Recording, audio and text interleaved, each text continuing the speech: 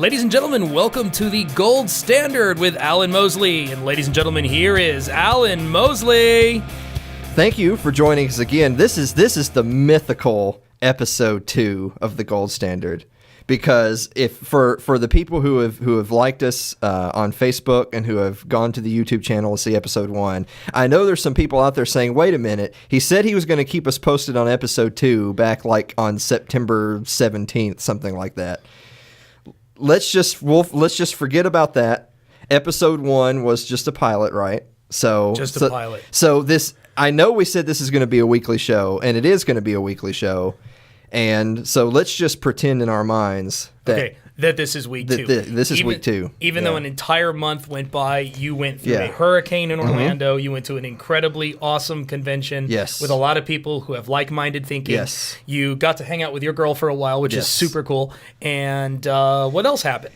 You know, we've already messed up because this is the internet and we record the show. So what we could have said is that we just had technical difficulties and that this we're like right now. This is September 17th. Yeah, we're blaming it all. You should have said it's a balmy 98 degrees outside, September 17th here in Columbia, Tennessee, and we're hosting episode 2 of the Gold Standard. Nope, real life happens. Yeah, real life happens. So where I was in Orlando, Florida. I originally went down there for the 1000th episode recording of the Tom Woods Show, which is an excellent show. You can find it on YouTube, Stitcher, iTunes, I'm sure a ton of places. I know that people who are friendly to this show are going to know who Tom Woods is, so check it out, Tom Woods Show. They recorded the 1000th episode as a special event down in Orlando, and I went down there for it, and the event got postponed due to, which hurricane was that? Oh, I don't know. Which one was it? I don't even remember.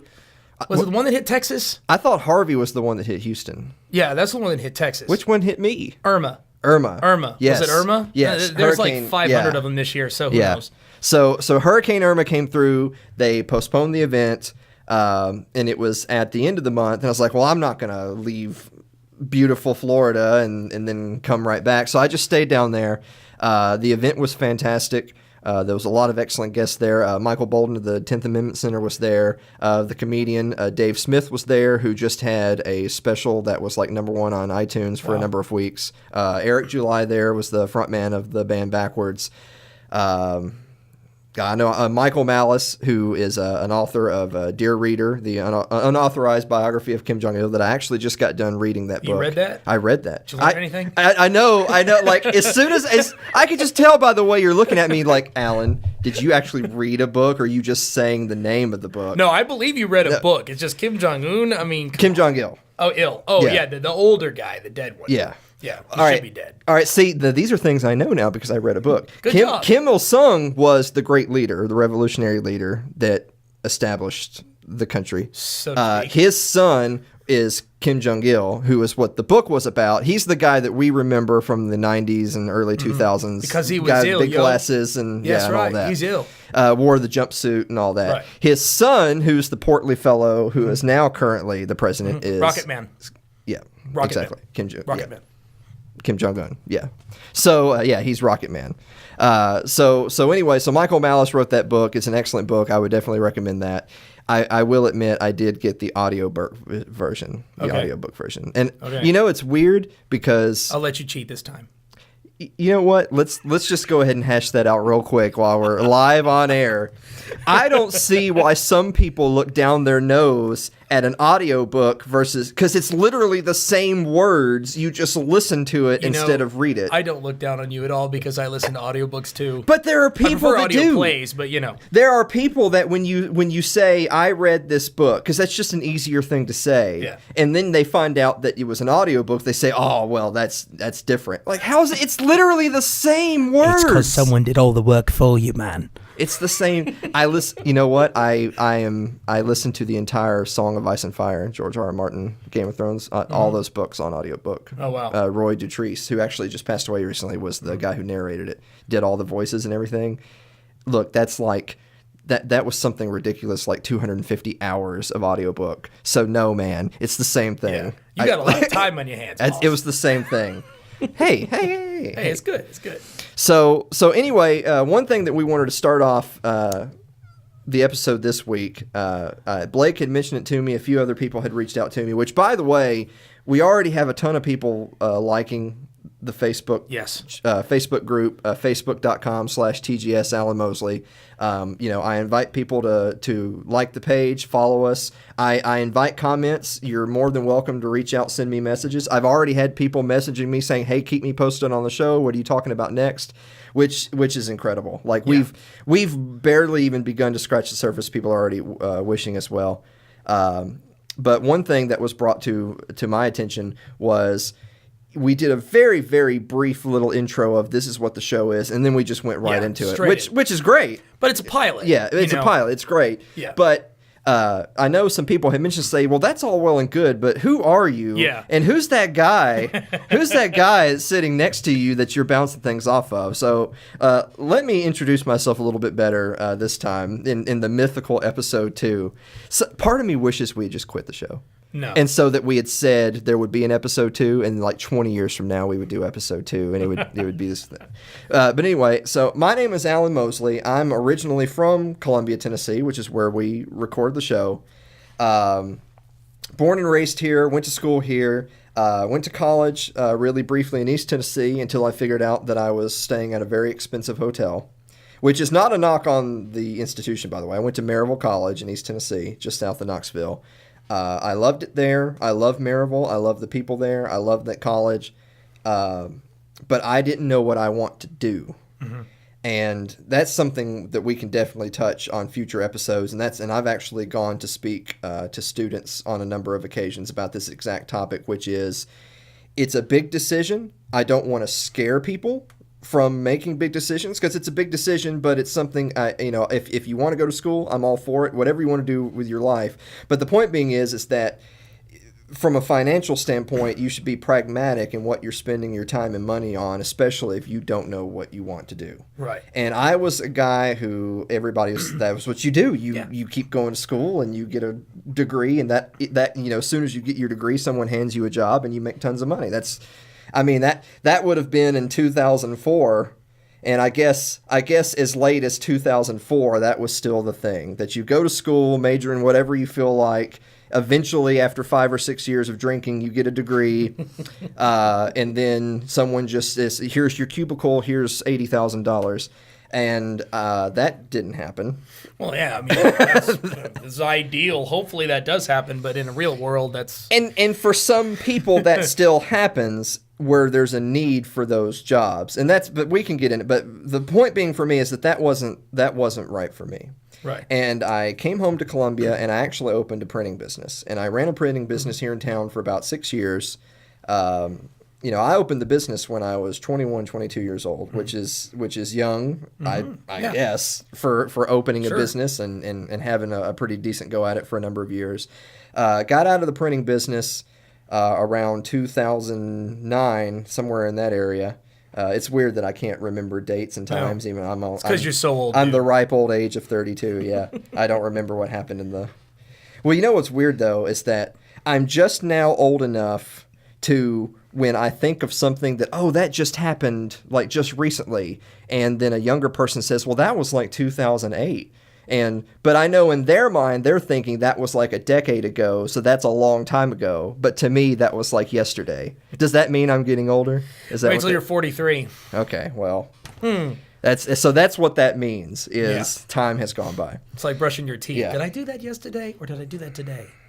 No, I didn't. Well, I do that with taking vitamins.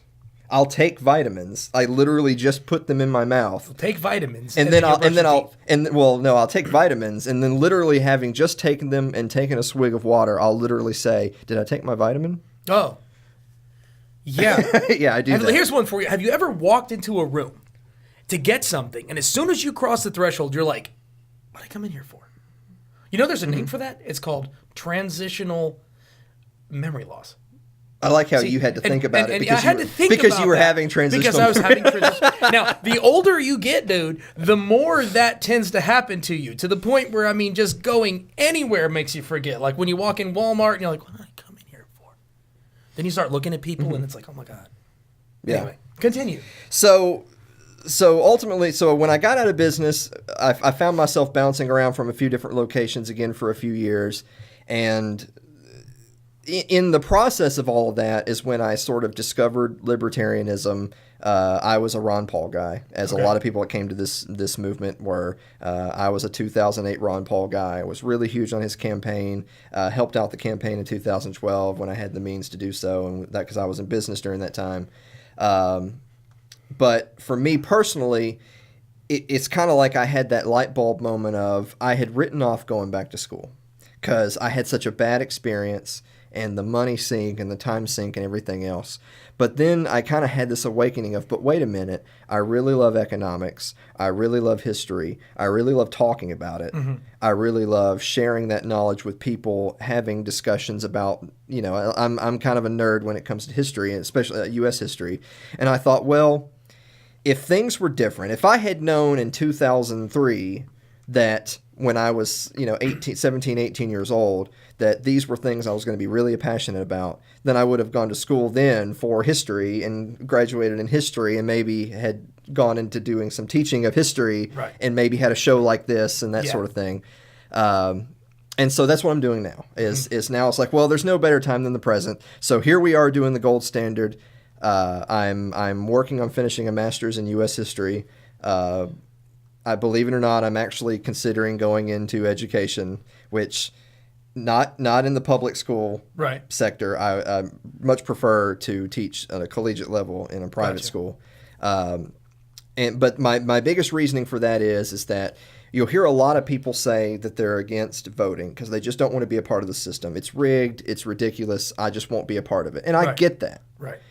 But some people will come back to you with that and say, but I understand that, but if none of us are there, then we're guaranteeing that we have no voice. Exactly. So maybe we should support the some of us who do get involved politically so that at least someone is on screen somewhere talking about our principles. Right. And I understand that. And I kind of applied the same thing for me personally to education, which is we can do a whole month's worth of episodes on education in this country right now and the college campuses right now and all the crazy stuff going on. But I kind of had the same attitude, which is it's easy to say that, well, that's just a cesspool of progressivism. We're gonna divorce ourselves from that. And I get that. But if none of us who have the principles we have are helping to mold any young minds at all, other than maybe our own children in our own home, then we may end up with no voice.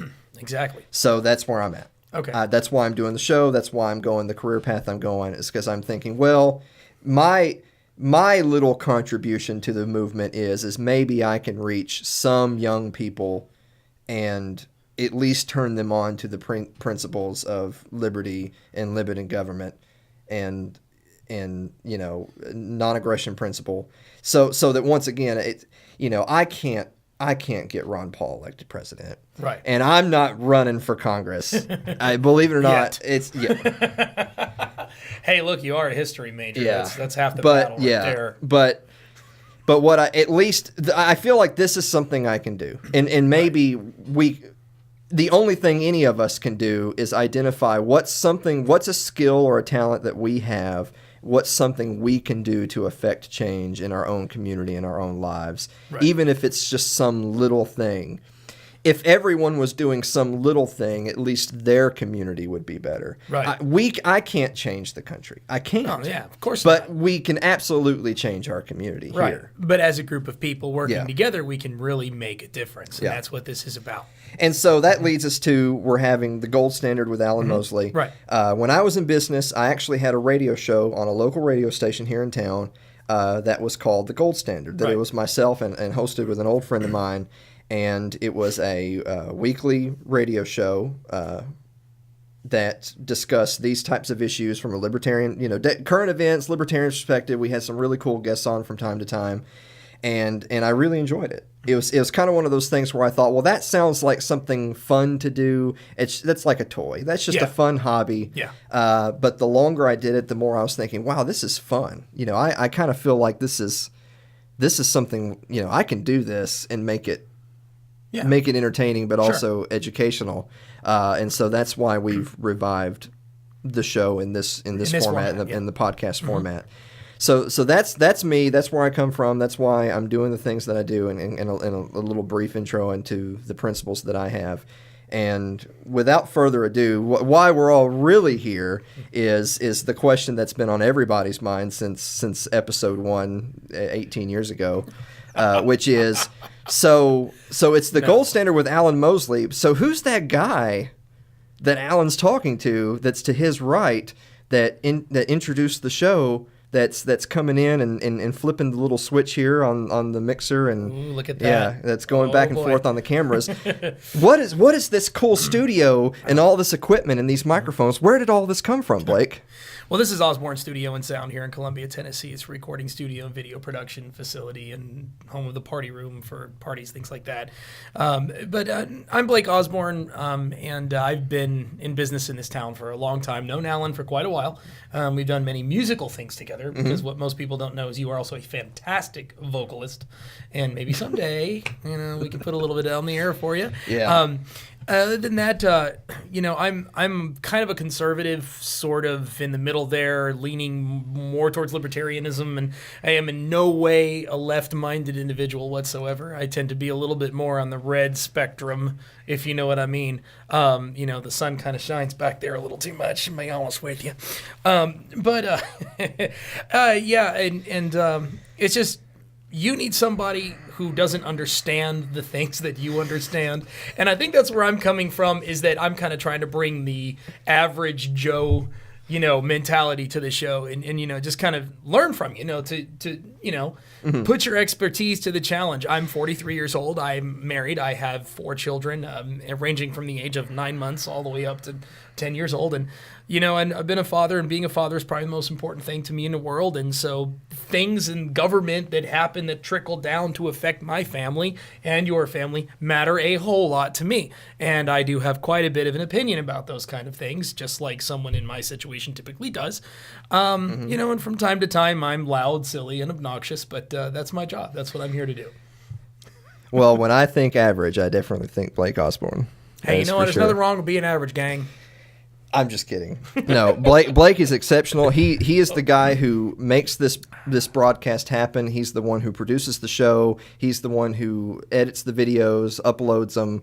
I mean, he is the brains of the operation. I am just the talking head. But it is definitely average interesting. Stuff. Yeah, average stuff. But it is interesting, and it's something that I do look forward to talking about more on the show, that I am firmly a libertarian. I little L libertarian. That's a whole conversation for another day. But you're a conservative. I would say you've probably voted Republican more than Democrat in your lifetime. How'd you guess? Yeah, right. I'd say you probably haven't actually voted for a libertarian candidate. Not that you probably had a lot of opportunities. I haven't had any opportunities, and that's part of the problem. Yeah. But that's a good thing, because if there's one thing that I want the show to be able to do, is I want to talk about my opinions and my philosophies, and applying the principles of liberty to our daily lives and what's going on in the news. But I want to measure the distance from where you and I are, or where I am, and any viewer of the show is anybody. I want to determine, so I'm here, if you're there, what separates us and where do we have to work? Because anywhere, and I can definitely tell you this, if somebody says, well, how does that make you any different than any just pure partisan politico of any random party, Democrat, Republican, whatever. And my easy answer is that if you are championing the cause of liberty, if liberty is a primary virtue of yours, and if your legislation meets what my definition of liberty and limited government and non-aggression, then I will support you in that. In whatever endeavor that you are supporting goes as far as liberty, I will support you. It doesn't matter who you are or where you came from. Where you stray from that, I do not support you. And I mean, here we are filming from Tennessee, and I know one of our representatives or senators late here, Bob Corker, has been in the news because there's been a big tussle between him and Trump. Yeah. And I'm no fan of Trump, and I'm no fan of Bob Corker either. It's so easy for me to have an opinion where I say, you know what, they're both right. They're both awful. They're right. They're both awful. You're entitled to your opinion. But some of us are appealed by that awful, Well, Well, it's just, the only reason I even brought that up is that it is one of our Tennessee guys, and I love the state of Tennessee. It's my home. I'd like to say that Tennessee is ripe for the liberty message, because a lot of your average Tennesseans are the kind of people who are weary of big government, who want to be fiscally responsible, who want to be left alone, right? Who want to make their own decisions and not be told what to do. And I mean, and that's kind of like a really good foundation for the liberty message. If you find me a group of people that kind of have the attitude of, well, I may not like everything that's going on, but above all else, I'd really rather you just leave me alone and me do what I want to do. Well, right. Well, hey, have I got a story for you? It's called libertarianism. But one thing I wanted to start off with today, now that we've had our little introduction, so going into the future, people will actually know who we are and what we're talking about. I wanted to read a quick letter. This was a statement back at the end of October from the House Liberty Caucus. It came from a cat from Matt Weibel. I hope I'm saying that terrible with names. Weibel. He's the executive director of the House Liberty Caucus, and it was in regards to a Senate amendment to H. Con Res 71. It's the budget resolution for 2018. I know that they've been talking about voting on next year's budget, and they've also been talking about Trump's tax bill that's been in the news here lately. And I really don't want to get too much into the political side of it as far as votes and, will it pass, will it not pass? I can speak really briefly on the tax bill after this, but I wanted to read this letter. It says, the House Liberty Caucus urges opposition to the Senate amendment, the budget resolution for fiscal year 2018. This budget never balances, and it adds $5.5 trillion, nearly double the amount added by the House-passed budget, to the national debt over the next decade. In fact, this is the fourth budget in the last 7 years that never balances. Passing a budget that doesn't address out-of-control spending and adds trillions of dollars to the national debt just to achieve some policy goal, which also could be accomplished with the reasonable budget, is an endorsement of a warped worldview where the end justifies the means. Building a better America for ourselves, our children, and our grandchildren requires Congress to make tough decisions to reduce spending now. Unfortunately, this budget ignores Washington's spending addiction and places the burden on future generations. So the House Liberty Caucus came out in opposition, which is not a huge shocker. There's the Liberty Caucus, and I think there's also the Freedom Caucus. I think those are two different groups, some overlap in members. This was the Liberty Caucus. You find a lot of the typical members, like your Thomas Massey's out of Kentucky. I think I actually got this from Justin Amash's page from Michigan. There are a handful of guys up there that I do support way more often than not, that I think genuinely hold liberty as a political virtue, right. That are against unreasonable spending.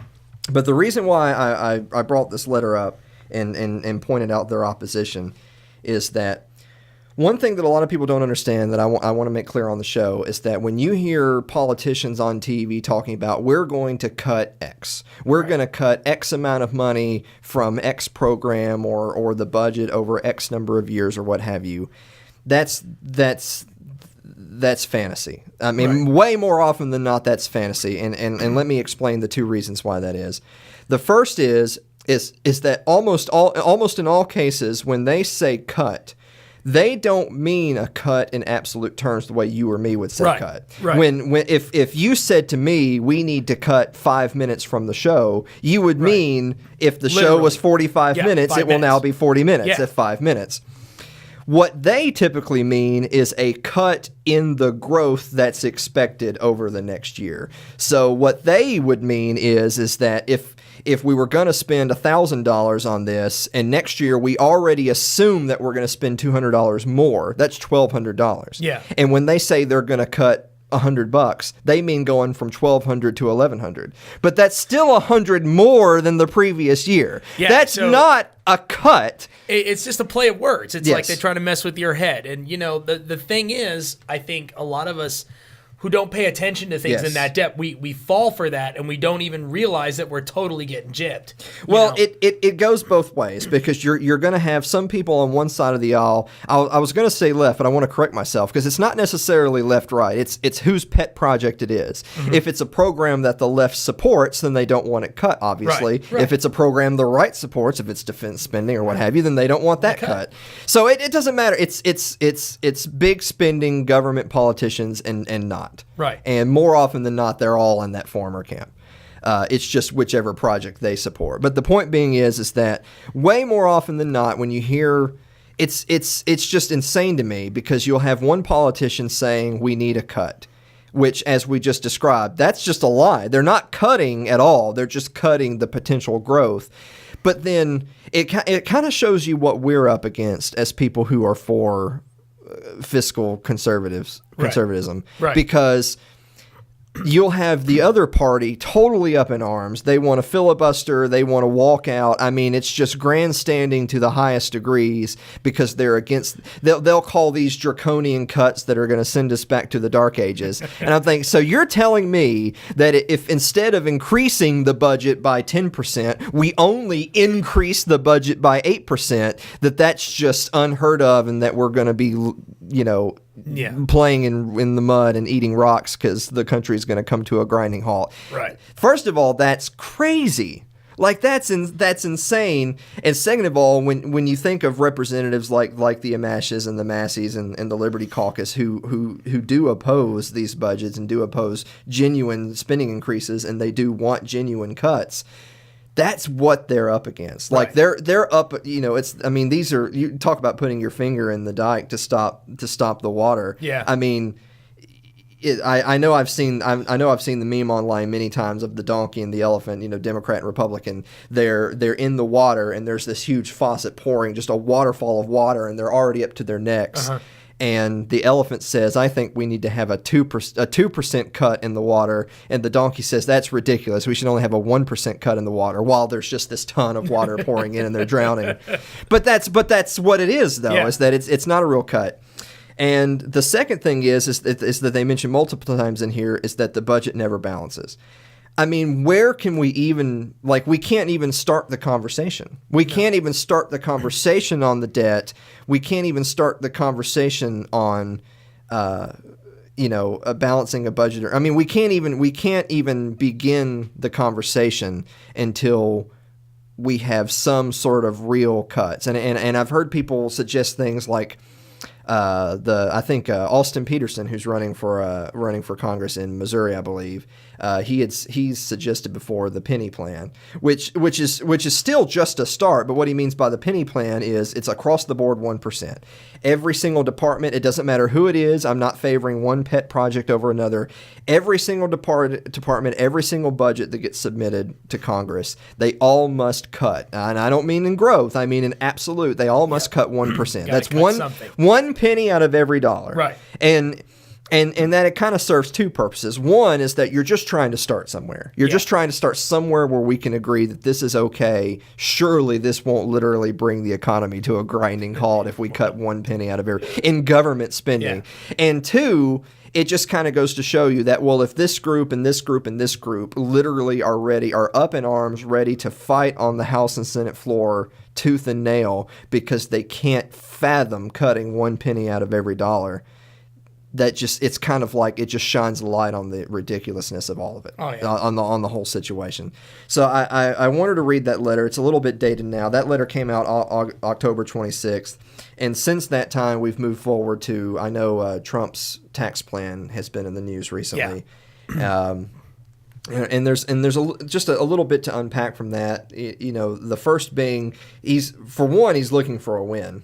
You know, Obamacare didn't get repealed, which, shocker, it wasn't going to, because shocker, big government spenders are in both parties, and they, on just a really quick aside on that basic level, it blows my mind that you had Republicans across the board, House, Senate, presidential, that were all running for office on a platform of, we've got to rein in spending and we have to repeal Obamacare. Yeah. And they weren't unable to do any of that. And I want to, and I want Obamacare to go, but I'm not even here to put on a little expose about Obamacare. Right. I'm just simply pointing out that you had all of these guys run for office on a platform of doing this one thing, and more often than not, they got elected and immediately turned their back on that. Yeah. That's like, if you wanted any more evidence that the system is broken.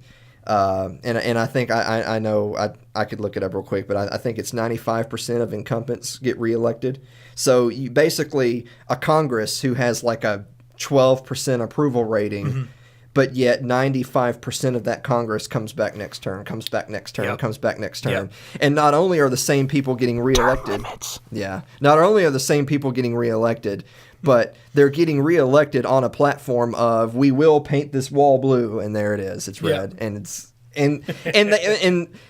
it's such a slap in the face to voters, to their constituents, but all I can say is that they've gotten the leaders that they deserve, because, like I said, 95% of the time these guys get reelected. Right. They get reelected. And I'm just going to go ahead and go on record now. I'd love to eat my words. I'd love to. I'm going to go on record right now that roughly the same percentage get reelected in the next term. You're probably right. I mean, I don't know what else to say. I think it's also, do you think that it's got more to do with the fact that people are afraid of change?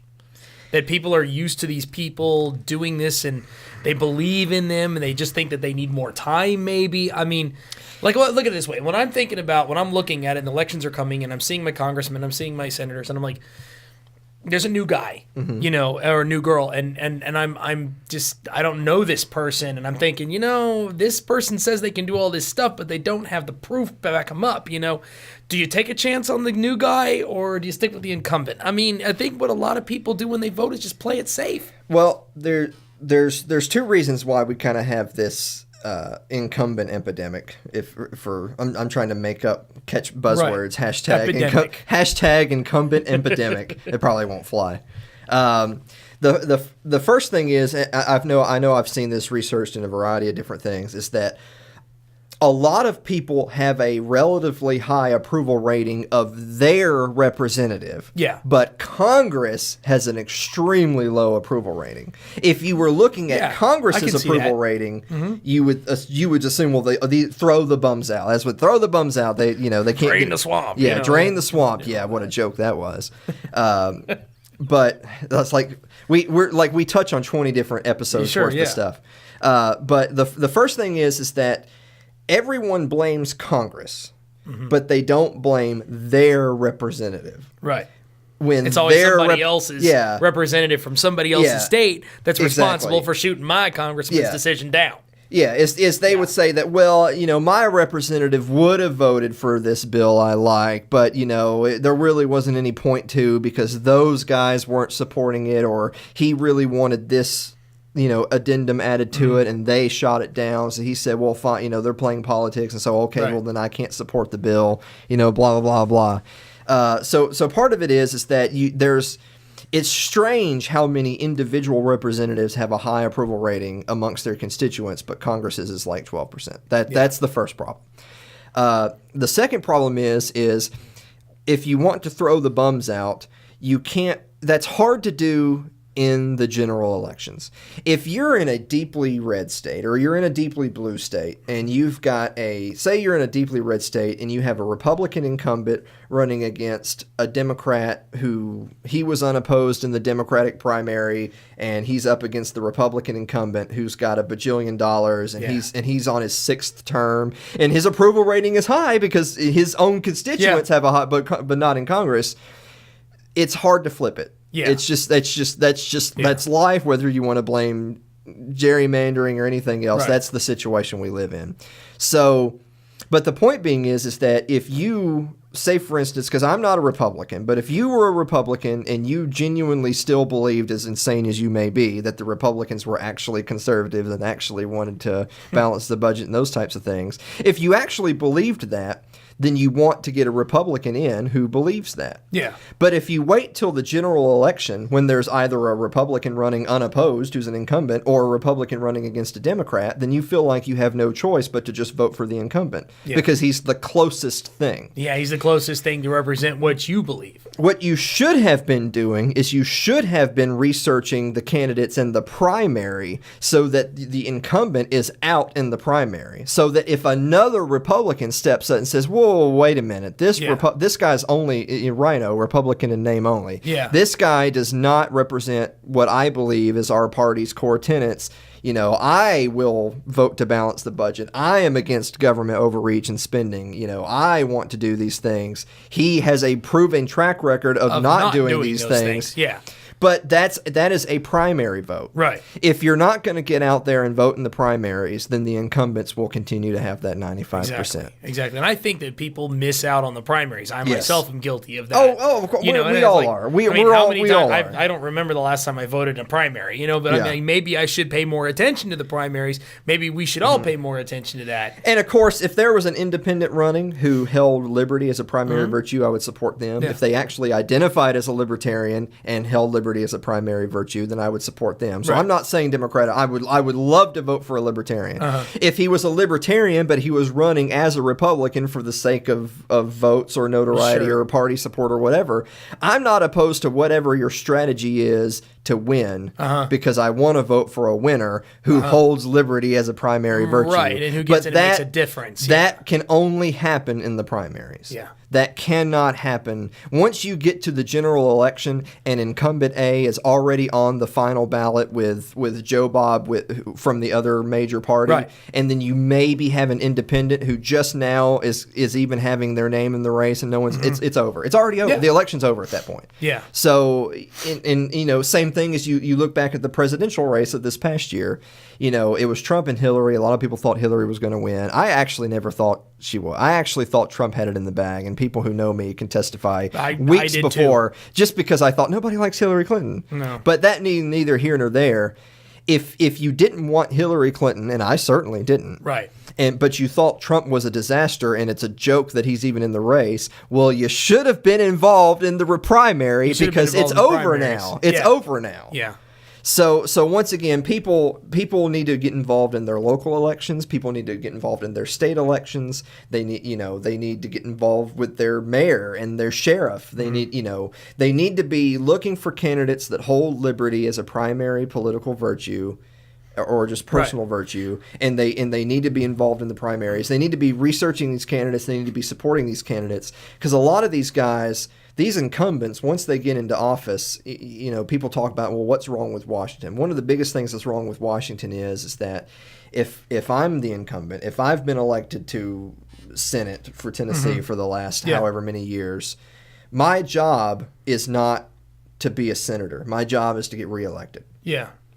And a huge percentage of Congress believes that as their primary job goal is to get reelected. So they're making decisions based upon getting reelected rather than what's best for the seat. Yes. And devil's advocate, if I was someone who believed in liberty and I felt like me being in Congress and having a vote was way better than not having a libertarian in Congress having a vote, then I do need to get reelected. Yeah. I do to continue to have votes. Right.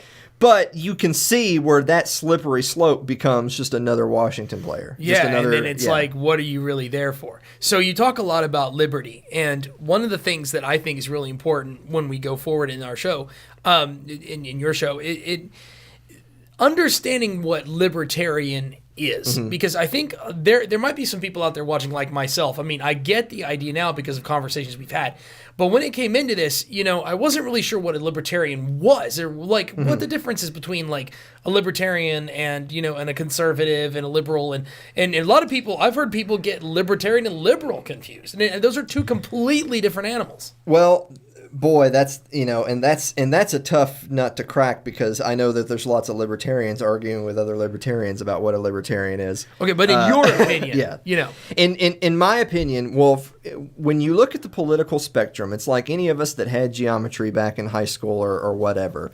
There's an x-axis and a y-axis. It's not just left and right. For those who just listen to mainstream media, read the New York Times, and they just see Democrat and Republican, and that's the world they live in, they just see left and right. It's left, right. It's Democrat, Republican. It's progressive, right. Liberal. It's conservative. It's bipolar. Yeah, but there's an X and a Y. Yeah. And what I would argue, what many would argue, is that it's funny because I'm looking at the camera, so I'm thinking, should I call this right or left? Because this is my right, but they're left, Stage right, stage left. But anyway, if left is liberal, progressive, Democrat, those are just buzzwords that get connected to left. And right is Republican, conservative. Not that I think a lot of Republicans are conservative these days. But once again, those are the buzzwords for right. Right. But there's also north, which is authoritarian. That's statist, that's state control, that's big government. Right. That's very pro regulation, lots of laws, lots of code. And then you have the south axis, which is libertarian, which what I would be the opposite of the north, which would be small government or no government or anarchy. If you wanted to call the bottom anarchy and the top authoritarian. Right. The top would be like... There's just two extremes of the same point of view. The top would be like, Nazi Germany or communist, Stalinist Russia, where... Socialism and anarchy. Yeah, exactly. Conservative and... Exactly. And some libertarians will say that they are minarchist, which means that they do believe that there should be a state. You can have a limited government. Yeah. Some libertarians are anarcho-capitalists or anarchists, but, that's like a word that gets associated with lots of negative things. Extremism and all kinds of so other that's things, why you hear the more popular term these days is anarcho-communist, or not anarcho-capitalist, which is... that is an anarchist. They do believe in not having a state, but they call it anarcho-capitalist to sort of get away from that buzzword that's associated with negative things and more onto the believing in free market, believing in voluntary exchange, voluntarism, that sort of thing. There's a funny joke out there that a lot of anarcho-capitalists will talk to a minarchist and say, "Oh, isn't that cute? He hasn't reached us yet."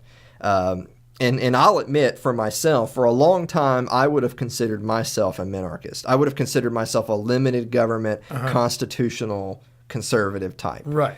I called myself a libertarian, but I did believe that, you do need to have a state. We have a constitution. Yeah. We should just abide by the constitution and have a national defense, not offense, defense, and a really limited government, and everything will be great. That's what the founding fathers wanted. That would be great. Right. And I will say that I have changed my view. I would say I am an anarcho-capitalist. I do really think anarchy above minarchy, and I'll explain real quick because you can imagine how I'm thinking. Like, wait a minute, I know. Throw Molotov cocktails in a window. Exactly. I see the look on your face, and you're thinking, I could just see. I could see by the grin on your face where you were thinking, I'm following you. Okay, I'm not following you anymore. That's the whole point. Right? But let me. We could do a whole episode on libertarianism and the different forms of belief. But just really, really quick, that'll be like our next week's episode. Sure. But just really quickly, what I would say is, why did I make that transition? Why did I land where I am now? Yeah. And the reason being is that there's a really cool meme. I need to find it for next week. Is that it's a guy on stage, and there's this big, huge, fat monster, and it has written on it, big government. And he says, "We don't want you anymore." And he kicks him off stage. And he says, "This is what we really need." And he's holding this little baby monster that says limited government. And then the monster says, "I'm hungry." Because there's a lot of people that will believe that no matter what you have, okay, you've got this Constitution. How'd that work out for you? Yeah. And look, I spent a lot of years defending the Constitution, and in some ways I still do from a practicality purpose. I mean, I definitely would say if that's unconstitutional, we shouldn't do it because that's the law of the land, so to speak. But it didn't work. I don't know of a nicer, more politically correct way to put it other than it didn't work because look where we are. I mean, it's been perverted so much. So much of the Constitution as it's interpreted today would turn the stomachs of the founding generation. You know, when you had the constitutional ratifying conventions who were the different states that were voting to decide on whether or not they were accepting this new federal constitution and getting rid of the Articles of Confederation, they were basing their decision on whether or not to approve this new constitution based on how it was being debated and interpreted right then. And if you had told them then that we were going to have an interstate commerce clause, which basically meant the government controls everything, they control all movement and all activity based on that. If you had told them then that we were going to have a general welfare clause that meant basically the federal government can do anything it wants and under the guise of the general welfare. If you had told them that, they would have never ratified the Constitution. Right. It was ratified then as a much more limited document. The powers were few and defined that were delegated to the federal government. The states precede the federal government. The states came first. Right. In the Declaration of Independence and in the treaties that ended the American Revolution with Britain, each state was of course, I'm using the word state in the same way that I would say Britain is a state, France is a state, Germany is a state. Right. Each state was its own independent. Right. It was its own entity. It was its own entity. Yes, they were, and they were all recognized internationally as each one was its own entity. And when they came together to ratify the Constitution and create a federal government. So the states individually came first. They made the federal government, not the other way around. They did not make it to be a master. It was a servant. And when the Constitution was ratified, it was ratified by a variety of states under the premises of this is what this Constitution means, this is what this wording means, this is what this clause means. And that strict constitutionalist definition today has practically been just wholesale slaughtered. I mean, it's completely out the door. I mean, when you have concepts like judicial review, when you have a Supreme Court and various judges that are legislating from the bench, as they say, when you've had a ton of U.S. presidents that through executive order or other means have basically given themselves dictatorial powers, whether it be under the guise of national emergency or war or what have you, it doesn't matter. I mean, once again, no matter what example you can possibly give me of, well, Alan, but what about this? Any but what about you possibly give me, my immediate comeback would be the people who wrote the Constitution and the conventions of the states who ratified that Constitution as written did not in any way support or agree with what you're saying. Right. And if you had told them then when the vote was being cast that, oh, well, what we're actually going to do is here in about 150 years we're going to do this, they wouldn't have ratified it. They would have said, well, let's go back to the drawing. I'm not saying they wouldn't have done nothing,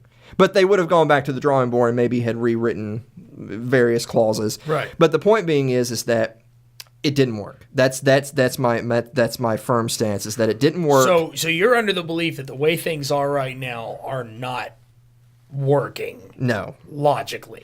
No. If you believe in a limited government, then my answer to you is that every limited government is limited until it's not anymore. Right. And that's where we are. Gotcha. And if you're a strict constitutionalist, which I admire that, I'm not opposed to that position per se. It's just that my thinking has evolved but that didn't work because at the end of the day... It didn't work because too many people got in the way. Yeah, well, it didn't work because what we have found is that's just a piece of paper, and I don't want it to just be a piece of paper. I wish it were something that were greatly respected. But I mean, you had George Washington doing things that people thought were constitutionally, or dubious or dictatorial. Right. You had John Adams doing things that were dubious. He Aliens and Sedition Acts under John Adams, the second U.S. president. I mean, he was already doing things that both then and even now we would look back and say, well, that seems a bit over the line of what we would say is constitutionally legal. Right. If they were already getting away with it then, what's going on in 2017? I mean, today it's just a farce. It's a joke. So when you're sitting there and you're hearing me say things like anarchy or anarcho-capitalist, and you're thinking, well, how can someone have reached that point? Yeah.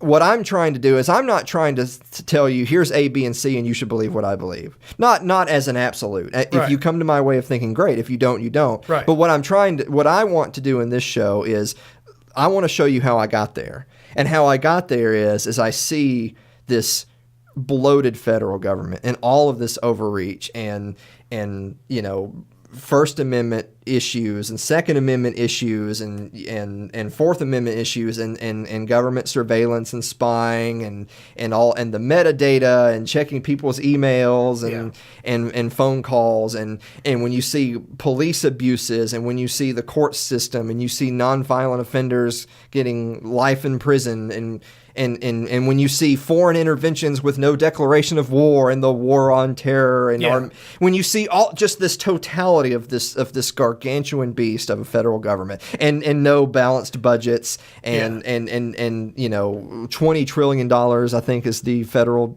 deficit right now is $20 trillion, which that's the cash deficit today. That's not counting on unfunded liabilities, which is like $150 trillion or some. That's a fantasy number. That number doesn't exist. Yeah. When you say we're $150 behind, $1 trillion behind in unfunded liabilities, what you're telling me is that that's broke, right? Yeah. I mean, what you're really saying is we're broke. So if you're a little broke or a lot broke, you're broke. You're broke. So that didn't happen overnight. It didn't happen in one term, and it wasn't all because of one congressman or one president or one Supreme Court justice. It was because of a lot of them. But it was because of so many who pushed the envelope back further and further and further, and so many overreaches. And when there's been that many overreaches, how can you have any opinion other than the Constitution failed? Because that was the point of the Constitution was to put reins and controls on the federal government to clearly define what its abilities and what its purview was, and to limit its control over the states. That's the Constitution is not a set of laws for you and me. The Constitution is a set of laws for the government.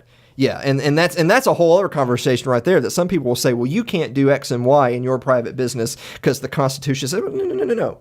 The Constitution's not for you and me. The Constitution is what the government is allowed or not allowed to do. It's there to govern the government. Yeah. Exactly. So if the government has this ridiculous amount of spending and these crazy amount of overreaches and just abhorrent, what I would consider human rights violations, aggression to citizens, aggressions overseas, all of these things, my only conclusion is well, obviously the Constitution did nothing.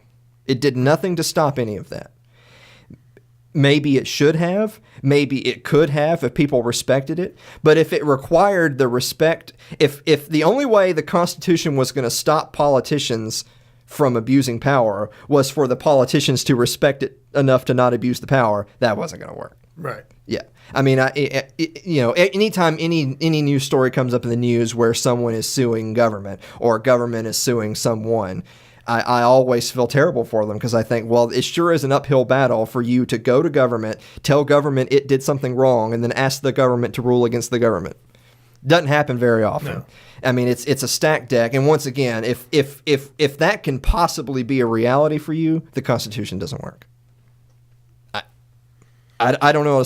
I mean, it's a lot to take in. Yeah, it's a lot to take in for me. Yeah. I mean, I barely understand half the things that you're talking about, to be honest with you. But I mean, it sounds to me like if you give up on the Constitution, then what's left? Yeah.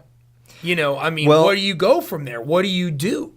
And and that's where we can talk in future episodes about libertarianism, about the non-aggression principle, about capitalism and the free market, about voluntarism. There are lots of theories. There are lots of things out there. There's a lot of people that believe that non-aggression, that liberty, that voluntary exchange between people can solve these problems. I do believe that a great amount. I'm not going to sit here and necessarily say that any libertarian thinker, no matter how amazing of an author they may be, I don't know if there's any libertarian mind that has an answer for every single problem you can possibly give me. But even then, even if you came up with an aha, I've got you, what about this particular issue or this particular service or defense or whatever you want to say, oh, I don't think the market can do this or that or this is messed up. Even if you find something, my answer will still be, yeah, but is government the answer to that? I know Milton Friedman used to say this a lot in some of his talks around college campuses, which was, even if you find something that you think the free market doesn't do a good job of providing for, that still, in my mind, is not an argument that therefore the government should do it, because the government does such a crappy job of so many things and lies and steals and cheats and ignores the Constitution so much that if the market is not doing an exemplary job of providing for X, that doesn't necessarily mean therefore the government should provide for X. Because I promise you, in 99.999% of cases, they will do a worse job than the market would have. I mean, and that comes back to the old quote too, is that nirvana is not meant for this world. Because you can find of a particular instance or a market failure or what have you, where things are not perfect, first we can investigate why that is. We can think of ways that it can improve. Right. But I promise you, giving more control to government is almost certainly not the answer. No, it never has been. And yeah, it never has been. And two, we also have to ask ourselves that, well, maybe there's not an answer. Maybe there's not an answer right now. I mean, there's lots of things that we can do on our smartphone today that before we had smartphones, we would either have to have a lot more things at our disposal we couldn't do on the run or whatever. That didn't mean that we needed to put together a congressional commission to investigate it and then put together a bureau to go spend $1 trillion to fund it. Right. The free market figured it out. I mean, things can be done. Right. Maybe we don't have all the answers today. I promise you, Alan Mosley doesn't have all the answers. But what I do know is that even if I don't have the answers, I would still rather leave it up to individuals for them to figure it out on their own. Exactly. Than to take people's money at the point of a gun and say, let's let them figure it out. Yeah, right. Yeah. Because when you do something in your own right, it benefits you, but it also can benefit your fellow man. Mm-hmm. Because if everybody's working together for the good of everyone, then technically you're doing well. If everyone's and they're working together for the good of themselves. If everyone's working in their own separate interest, what is proven more often than not is that will be better for everyone. Assuming that everyone is inherently good. Well, no, if you would need everyone to be inherently good for people to be working together. Yeah. People are going to work in their own self-interest. Right. Whether you say that that's what you want or not, that's what's going to happen. Yeah. You're going to have people do things in their own best interest. Right. So even if that's not best for others. No, even if they're flat out trying to hurt someone else. People are going to pursue their own self-interest. And so with that just being a fact, since we know that people will always pursue their own self-interest, be darned anyone else. Right. Then in that case, the best system to have is a system where you back away and you allow the best ideas, you allow the cream to rise to the top, and you get out of people's way, and people have to take care of themselves, but they're also allowed to do so and not told things that they can't do. Right. And will you have bad actors? Of course you will have bad actors. Yeah. But I promise you that in a system that's more controlled by the state, where there's more power centralized in a spot, that's more dangerous, because then if those bad actors get access to that centralized power, it would be much, much worse if there was not centralized power. Right. And that's so the check and balance is the actual act of self-interest. Yeah, I mean, exactly. Is that because you said the term check and balance, and a lot of people know from school the checks and balances of the three branches of the federal government. Right. And as we were just saying, as I would argue, the federal government's totally broken and the Constitution's broken. But once again, if it's broken and I can't fix it, and I can't force people to do the right thing. Not that I should have the right to do, or what's right, what's the right thing. If we can't agree on that, and I can't force anyone to do anything that I want them to do or not want them to do, and people are going to do what they want to do, and you're going to have good people and you're going to have bad people, then the best situation in that reality is to make sure that the power is so spread out and so limited so there is not positions of power for those people to get a hold of.